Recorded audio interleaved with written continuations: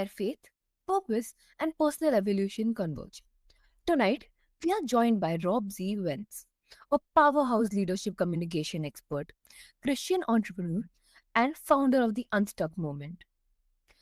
Rob's not just teaching people how to speak, he is unlocking identities, helping leaders rise with clarity, integrity, and divine vision. If you have ever felt stuck in your message, your mission, or your own skin, buckle up. It's time to make your message and step boldly into the real you. So, Rob, you talk about having a vision from God that changed your life. Can you take us back to that moment? Sure. Yeah. It was 2021. I had this dream, and my grandmother had passed away a few years ago before this, and she was a very faithful person, and she prayed every day. She went to church every day, and so she was always somebody in my life I knew that was praying for me, and I had this dream at one point in 2021. It was November, sometime around Thanksgiving, where I was driving in the car with her, which was ironic, number one, because she was driving and she never really drove. I never rode in the car with her. And she was holding my hand, and but my hand was like a little kid's hand. So my hand, it was like a 4-year-old, right? And I was just like a little kid in the car. And while we're driving, she leans over while we're going over this bridge and she hugs me. And I'm, yelling, Graham, watch out. You're going to wreck, obviously, because you're not paying attention. You're trying to hug me. And she said, don't worry about where we're going. Just love me. Don't worry about what you're doing. Just love people. And so this dream, like, it was that simple of a dream, a couple of split seconds. But in the dream, I started to cry. And then I woke up, and I don't know if you've ever had an instance where you're like crying uncontrollably, but that's like what was happening to me. I was crying uncontrollably, and it was just this really profound experience, and one that I could point to is like, man, that was an encounter where God obviously was working through my grandmother in the dream. And the message that I got was, I'm always so concerned about where I'm going, worried about how I'm going to get there, how I'm going to get the success I want to have, concerned about if I have enough money, or it's like this I guess you could say limited mindset. You could say it's a fixed mindset, a poverty mindset of never quite having enough. And from that dream, it's like, stop worrying about these things that you're trying to get. Be appreciative for where you're at right now. Value the things that you have right now, especially the people. Love the people that are in your life right now, and love me, God. So loving God means loving people, and yourself. And it just had a really, really big impact on me, to where, I mean, obviously I talk about it a lot because it's significant, it's important, but it's also so easy to forget about. And I think that one of the biggest things about that is, when we go about our day, we can forget about people very easily. We can forget about ourselves very easily. We can forget about all of the great things that we have, all the blessings that we can be grateful for in our life. And we focus on all of the negative things that aren't right, or all the things that we lack, right? And that is not who God is. That is not who God created us to be. He's a God of abundance. And so we have abundance in our lives, the amazing things, the simple things that we take granted for. And one of the ways it started to shift my viewpoint on life was, right now we're doing this podcast. I have a microphone. I have no idea how this microphone works. I mean, I know that if I plug it in, it's probably going to work, but I don't know how it actually works. I have my cell phone. I have no idea how that thing works. Not a clue. I have a camera. No idea. I have lights. I don't know how electricity gets to my house or how the light functions. I know how to change the light bulb, but that's about it. And I started taking this to like everything in my life, that down to like, I don't know how my fingernails grow. I don't know how my hair grows. I don't know how I even walk. It just kind of seems like it happens. I don't know how my synapses fire in my brain, and I didn't create any of it. I just use these things. And so I started looking around me, around my world, and it's like, it's so easy to be grateful for everything when you look at things from a perspective of, wow, I I didn't create any of this. I may have purchased it, I may have put the pieces together, but somebody else created it. And that just it's like this gratitude that, like I said, it's super easy to forget about, but if you start to pay attention, it's all around you. And that dream helps to remind me to be grateful for everything that I have and to really slow down and show up for people and love people because that, people sometimes will say that time is money, but I really think relationships are money, meaning that, you know, time, yeah, you're not going to get time back. So wasting time could mean it's costing you financially or whatever. But if you burn bridges and ruin relationships, that's going to cost you way more. That's going to cost you so much because relationships are the most important things that we have in life. And I'm not talking about business relationships. I'm talking in general, especially in business though, because we can separate a business relationship from a personal relationship, but every relationship should be really meaningful to us because we want to be able to serve people.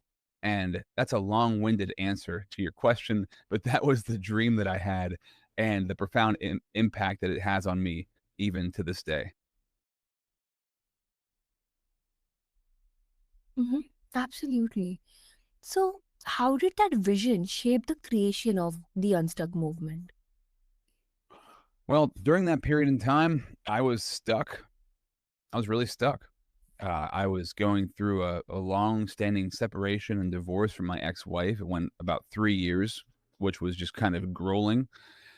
And I was transitioning out of. I had been in radio broadcasting for a long time. I had started a digital marketing company, but I did not enjoy the digital marketing company. Although it was something that I was good at, I was totally burnt out on it and knew that it was not where I was supposed to be.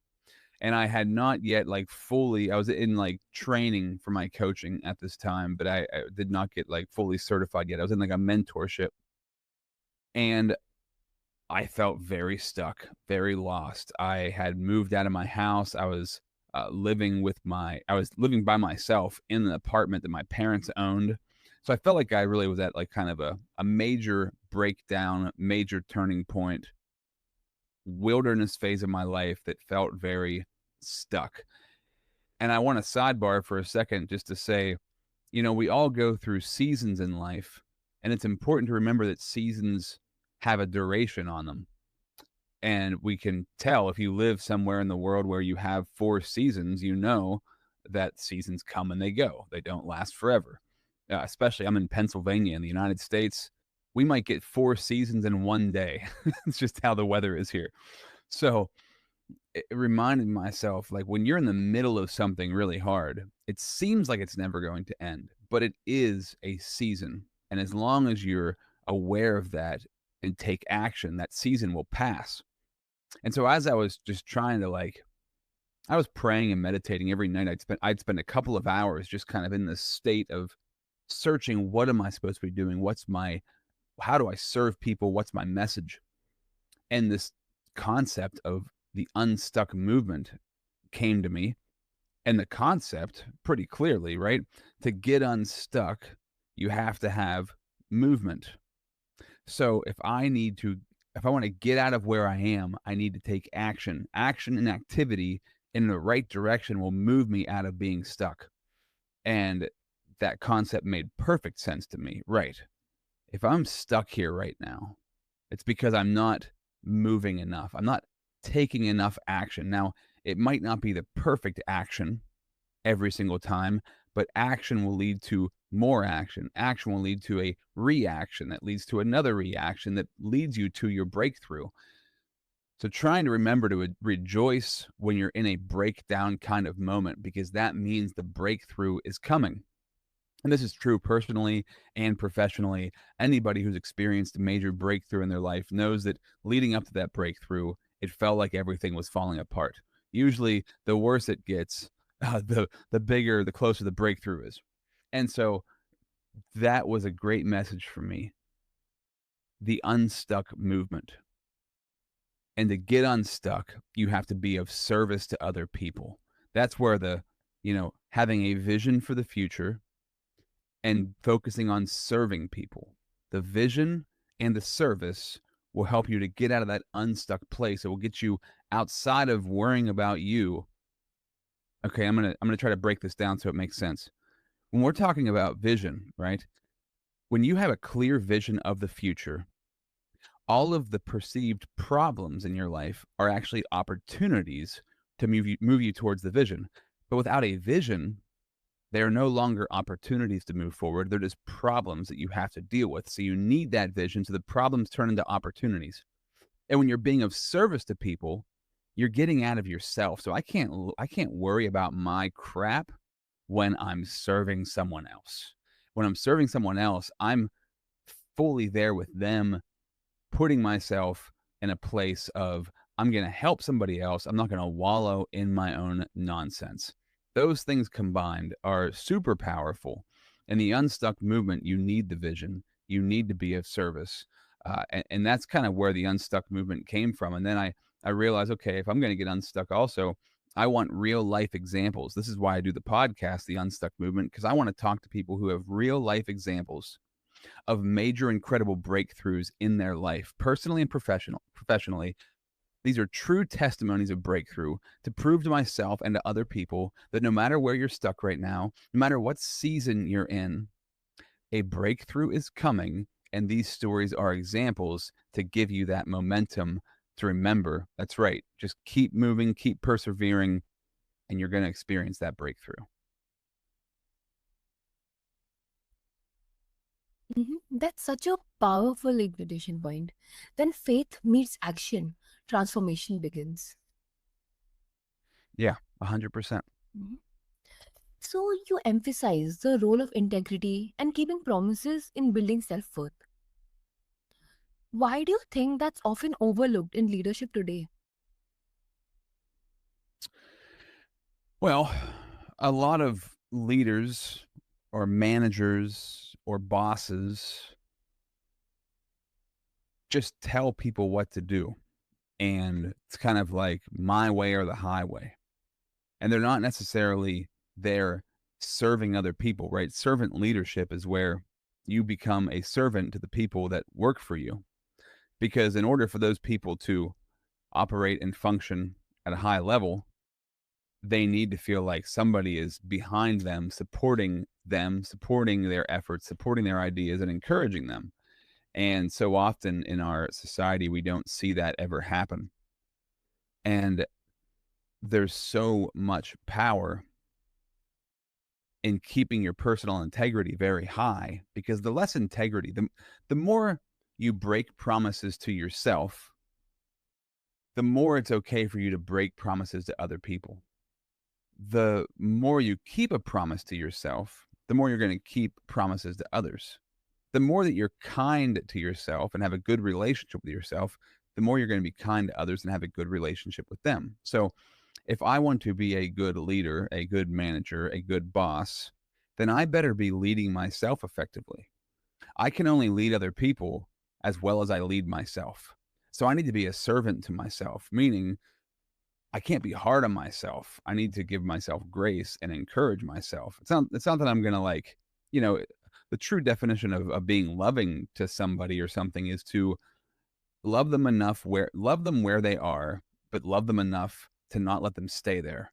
So if I'm going to really love myself, I need to give myself grace to be where I'm at, but also constantly be encouraging myself to get better, to grow, to improve because there's no standing still. There's no, I'm just going to coast here because I'm doing well. You're going to fall backward, right? And so constantly moving forward is really the only solution, but doing it gracefully. So when I think about that, that's how you build integrity with yourself. You keep the promises to yourself that you've made, but also you're not super hard on yourself. You give yourself grace, but you constantly are moving forward. It's like grit mixed with grace, patience mixed with perseverance. When I treat myself that way, I'm naturally going to treat other people that way. When I give myself grace, I'm naturally going to give other people grace. When I give myself patience, I'm going to give other people patience. When I don't give myself grace, when I don't give myself patience, then I'm also not going to give it to anybody else. So if I want to be a great leader, it's got to start with me and my personal integrity, my personal leadership, and that is going to naturally flow out into how I treat and work with other people. Mm-hmm. Makes sense. So, what's one promise you kept to yourself that changed everything for you? One promise that I've kept to myself, and there's, I could say a couple of different things in this from this question, but the biggest promise that I've kept to myself is patience plus perseverance, which I just mentioned, right? This is a great combination because patience plus perseverance means that I'm going to be patient. Like if I have patience without perseverance, it's going to take me forever to get something done. If I have perseverance without patience, then I'm going to get really frustrated because things aren't getting done fast enough, yet I'm still trying to move forward. So I promise myself to always keep myself in a place of being patient with who I am, but continuing to persevere and to persevere no matter what, but also be patient no matter what. And it's a super delicate balance that we need to have in life for ourselves, for our business, for our relationships. Patience plus perseverance. I'm giving somebody grace while also encouraging them to have grit and to push through hard things, letting people know that you love them even though you want them to be better. And I'll go back to that statement, but it's a really great statement. It really is very powerful that love people enough to love them where they are, but also love them enough to encourage them to be better. There's not one or the other. Because if I just love you where you're at, that's kind of like enabling. I'm going to enable somebody to continue to do the unhealthy things they're doing. But if I'm just saying to somebody, I'm only going to love you when you get to this certain place, now that's a never ending. You're going to keep moving the goalpost and they're never going to feel that love that they deserve. So having both of those things at the same time, I'm happy with where you're at and I love you with where you're at, but also I want you to get better. That's an amazing combination if you can balance those two things out for yourself and for people around you. That's a leadership lesson most people miss. Our relationship with ourselves defines our ability to lead others. Yeah. Mhm. It's so true, and it's easy to miss because it can be hard to be self-aware, right? So that's why I truly believe everybody should, whether it's mentorship or coaching, you should have a coach and you should be a coach. You should have a mentor and you should be a mentor because you need somebody to help you be aware of where you're at. And it can be really hard for you to do it yourself, but it's easier for somebody. I mean, I'm sure that you know this. It's easier to see the mistakes and flaws in other people than for you to see that in yourself.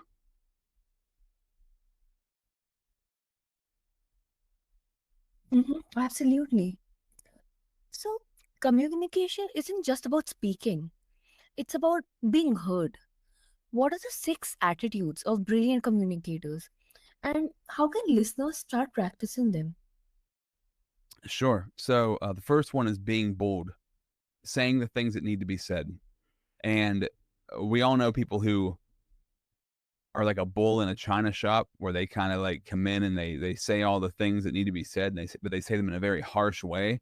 So being bold is number one. You need some tact with your boldness, but most people are not bold enough. So being more bold in saying the things that you know need to be talked about, the elephant in the room. Number two is being precise. So being super precise in the way you communicate. And precision means I'm not going to beat around the bush. You know, some people who, when they start talking, you're like, I better sit down. I better get a blanket and a pillow because they're going to talk for 2 hours before we get to the point. And that drives me crazy. So being precise in how you communicate is super important to connect with people. The next one is being confident.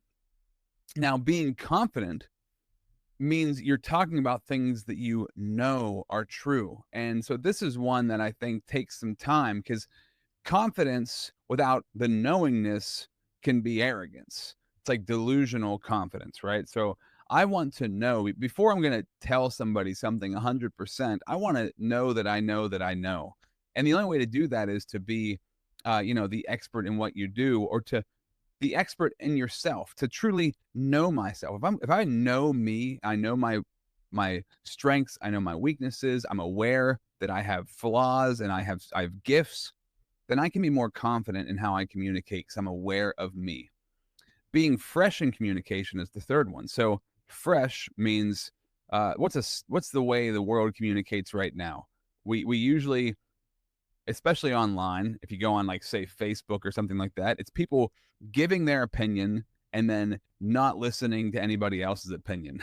I'm going to tell you what I think, and then I'm not going to listen to what you say. And we do this so often where we communicate with people, we're just like waiting until they're done talking so we can say what we want to say instead of truly listening to somebody. So, listening and asking questions, the best way to be fresh in communication. And you'll see your communication with people change the more fresh you are. The next one is being pliable. Pliable is like really good leather. Really good leather bends, but it doesn't break. And myself, as somebody who's a recovering people pleaser, I would bend to other people until I broke and I lost myself. And I would just be whatever anybody else I felt like they wanted me to be. And that helped me to feel safe. But the more confident I get in myself, I realize you need to be pliable, which means there's a gift in being able to bend to people so that you can connect with them. You can communicate on their level, but also being aware of never losing you in that, your integrity, your values, your morals. And the sixth one brings this all together. It's be remarkable. So, remarkable communication is, I go to Dale Carnegie, How to Win Friends and Influence People. Being genuinely interested in other people is a remarkable way to communicate. Genuinely interested in other people is very rare. So when you really are interested in somebody, that authenticity will come through and totally change your relationship. So be bold, be fresh, be pliable, be precise, confident, and remarkable. Those are the 6 attitudes of brilliant communication.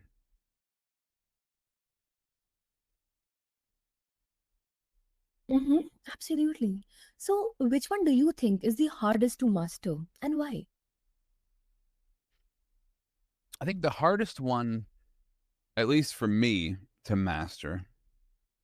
That's a good question. Being pliable has been hard for me because of my people pleasing tendencies, but I've gotten much better at that. Being bold for me has been really hard, saying the things that need to be said. I'm going to say, for me personally, being bold has been the hardest one because being a people pleaser, I don't want to rock the boat. I don't want to make people feel uncomfortable. But getting into coaching, unknowingly, I was stepping into a career that was going to challenge me to be more bold, because for me to have great breakthrough with people and for them to get value out of our coaching, I needed to say things that I observed that nobody else was saying to them. And I needed to say it in a way that would help them find a breakthrough and not have them get offended. So I'd say being bold is the hardest one for me, but I think overall, being remarkable is probably the hardest in general, because we're naturally selfish by nature. We're naturally most interested in us over other people. So being genuinely interested in other people all the time, not just people that you want to get something out of, or not somebody that you look up to, but the person that drives you crazy, or the homeless guy on the corner who's asking for money, or the person in your family who's annoyed the crap out of you your entire life. To be genuinely interested in that person and understand them at a deep level so you can connect with them is, I'd say, one of the hardest things to do.